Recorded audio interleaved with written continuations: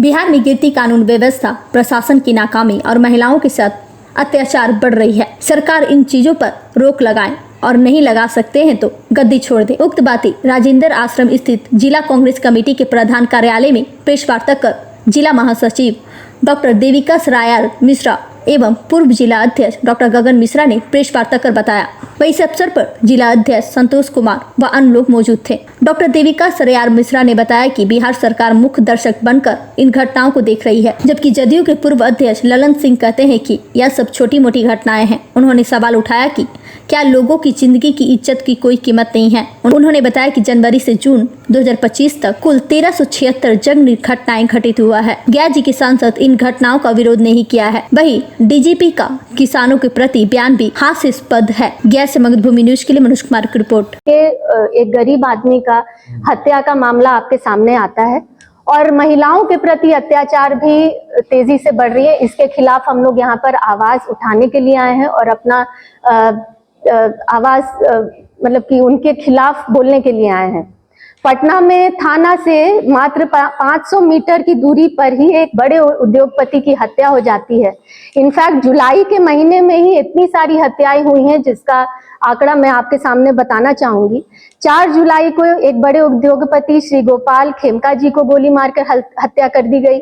उसके 2 दिन के बाद 6 जुलाई को एक ही परिवार के 5 लोगों की हत्या जिंदा जला करके कर दिया गया।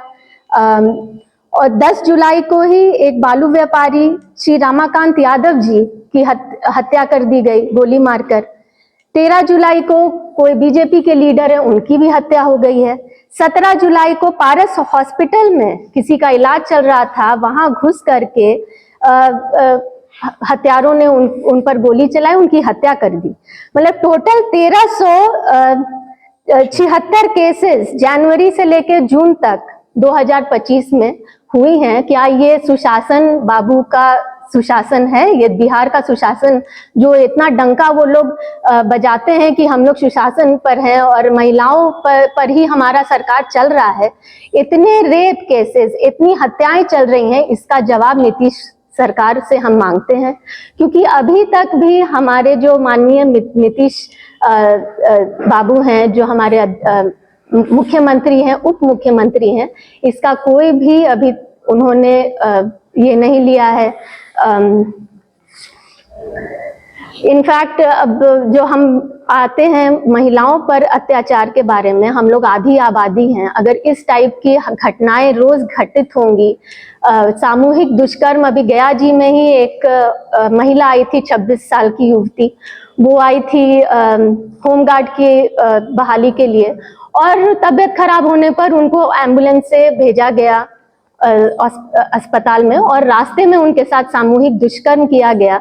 4 लोगों ने मिलकर, जैसा युवती का कहना है 4 लोगों ने मिलकर किया है, लेकिन अभी तक 2 ही की पुष्टि हो पाई है। लेकिन ये तो बहुत ही दुखद है कि आप पुलिस की भर्ती के लिए जा रहे हैं और रास्ते में आपके साथ इतना बड़ा घटना हो जाए। तो सरकारी एम्बुलेंस में ऐसा होगा तो कैसे चलेगा? मतलब कहाँ जाए एक औरत? और जब आपके पास औरत आई है, तबीयत खराब है, तो वहां पर एक महिला पुलिसकर्मी भी होनी चाहिए, एक महिला नर्स होनी चाहिए जो साथ में जाए। आप पुरुषों पर कैसे बीमार महिला को छोड़ सकते हैं? तो इन सब का विरोध करने हम आए हैं यहाँ पर। और गया के जो विधायक हैं, गया के जो सांसद हैं, उनके तरफ से भी कोई टिप्पणी नहीं हुई है। तो ये जो सत्ताधारी पक्ष के लोग हैं, ये लोग क्यों नहीं कुछ बोल रहे हैं, क्यों मुंह चुरा रहे हैं इस पर? आप और अभी तक आप बोल रहे हैं जंगल राज, तो ये क्या, ये घोर जंगल राज नहीं है? ये तो महाशर्मनाक है और इसका हम लोग पुरजोर विरोध करते हैं। तो पत्रकारों ने डीजीपी जी से सवाल पूछा कि आखिर ऐसा क्यों हो रहा है।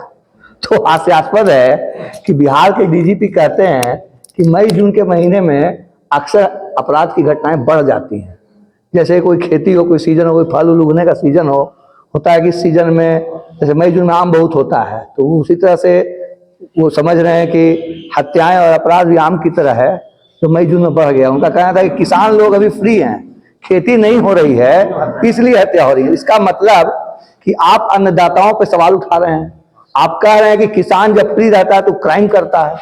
इस पर जो इन्होंने बोला, इस पर पत्रकारों ने उनसे सवाल किया, मीडिया में सवाल आया, लेकिन सरकार ने एक बार में स्पष्टीकरण नहीं पूछा, न तो उस व्यक्ति ने जरूरत समझा कि वो स्पष्टीकरण दे। ललन सिंह, पूर्व अध्यक्ष जदयू, पूर्व मंत्री बिहार सरकार, पूर्व मंत्री ये भारत सरकार, अभी मंत्री हैं, उनका टिप्पणी है कि छोटी मोटी घटनाएं हो जाती हैं।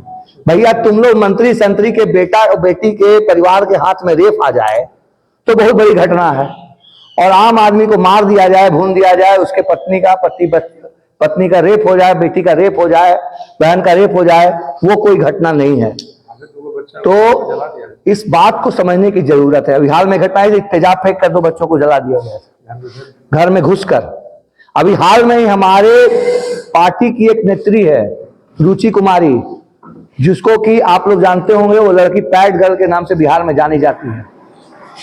उस लड़की ने जब सीसीटीवी लगाने की मांग लगातार उठाई सरकार से, तो कोतवाली थाना पटना के पुलिसकर्मी उसके घर पर जाकर उसके साथ, उसके पूरे परिवार के साथ मारपीट किया। उस लड़की ने अपना वीडियो वायरल किया है कि मुझे, मेरे परिवार को, महिलाओं को पुलिस वालों ने, एक महिला पुलिस को लेकर आए थे, हम लोग किनारे खड़ी थी, कपड़े फाड़ कर मारा। क्या यही सुशासन है? क्या यही महिलाओं के प्रति नीतीश जी और इसकी सरकार का सम्मान है? भैया हम समझ रहे हैं कि नीतीश जी की मानसिक स्थिति नहीं ठीक है, तो भैया किसी को दे दीजिए। और इस बात को आप समझिएगा गौर से, बिहार में आपराधिक घटनाएं तब से बढ़ रही हैं जब से दोबारा जदयू के साथ बीजेपी की सरकार बनी है, क्योंकि सरकार जदयू नहीं, नीतीश जी नहीं, बीजेपी चला रही है। और जहां जहां बीजेपी की सरकार है, आप आंकड़ा उठाकर देख लीजिए, चाहे उत्तर प्रदेश हो, चाहे मध्य प्रदेश हो, चाहे राजस्थान हो, जहां भी उनका सत्ता पहले रहा हो, आज रहा हो, वहां अपराध बढ़ता है, वहां महिलाओं के प्रति घटनाएं बढ़ती हैं, क्योंकि बीजेपी और आरएसएस में कहीं भी महिलाओं के लिए कोई जगह नहीं है। महिला सम्मान के नाम पर उन लोग शून्य हैं। इसलिए मैं आप सबसे गुजारिश करूंगा, आप मीडिया बंधुओं से गुजारिश करूंगा कि सरकार जो इस तरह का कुकृत्य कर रही है, अपनी घटनाओं को नहीं बता रही है। अगर इस तरह की घटना किसी विपक्षी दल के शासित प्रदेश में होता, बंगाल में होता, या अभी बिहार में ही महागठबंधन की सरकार होती,